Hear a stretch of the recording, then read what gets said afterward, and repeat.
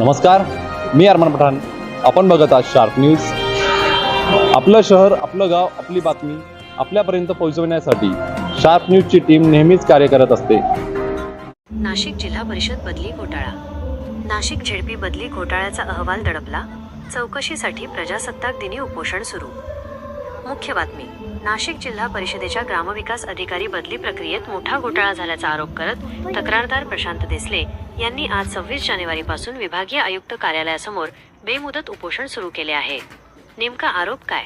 मे 2025 मध्ये झालेल्या बदल्यांमध्ये जागांची लपवाछपवी करणे, मर्जीतील लोकांना मोठ्या ग्रामपंचायती देणे आणि पेसा पीईएसी नियमांचे उल्लंघन केल्याचा आरोप आहे. प्रशासकीय दिरंगाई या प्रकरणाची चौकशी 20 ऑगस्ट 2025 रोजीच पूर्ण झाली आहे. मात्र 200 दिवस उलटूनही प्रशासनाने अहवाल प्रसिद्ध केलेला नाही. शासनाच्या नियमानुसार 12 आठवड्यात तक्रार निकाली काढणे बंधनकारक असतानाही जिल्हा परिषद प्रशासन दोषींना पाठीशी घालत असल्याचा आरोप तक्रारदाराने केला आहे. सद्यस्थिती. जोपर्यंत चौकशी अहवाल सार्वजनिक होत नाही आणि दोषींवर कारवाई होत नाही तोपर्यंत उपोषण मागे घेणार नसल्याचा पवित्रा देसले यांनी घेतला आहे. नमस्कार, मी प्रशांत रमेश देसले, अशासकीय सदस्य, तालुका भ्रष्टाचार निर्मूलन समिती, तालुका मालेगाव.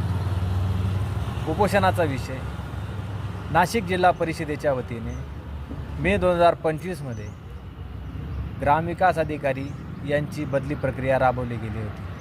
सदर बदली प्रक्रियेत अनियमितता, आर्थिक गैरव्यवहार करून तसेच पेसा तालुक्यातील पद रिक्त ठेवून सदरची भरती प्रक्रिया ही राबवली गेली होती. याबाबत ग्रामविकास विभागाच्या कक्ष अधिकारी, अवर सचिव तथा उपसचिव यांनी सदर बदली प्रक्रियेचे चौकशीचे आदेश दिलेले होते. तसेच विभागीय आयुक्त कार्यालय यांच्या वतीने देखील सदर बदली प्रक्रियेबाबत 27 जुलै 2025 रोजी बदली प्रक्रियेचा अहवाल तात्काळ सादर करावा अशा सक्त सूचना शासनाचा संदर्भ देऊन दिलेल्या होत्या.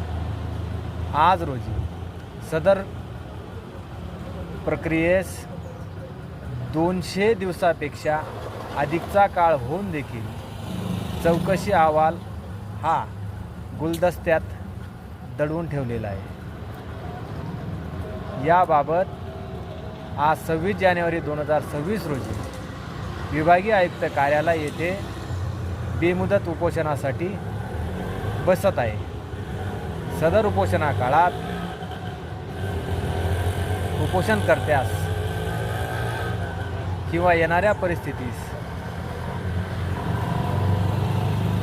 जबाबदार हे जिल्हा प्रशासन राहील याची गांभीर्याने नोंद घ्यावी व चौकशी अहवाल तात्काळ मिळावा ही नम्र विनंती. धन्यवाद.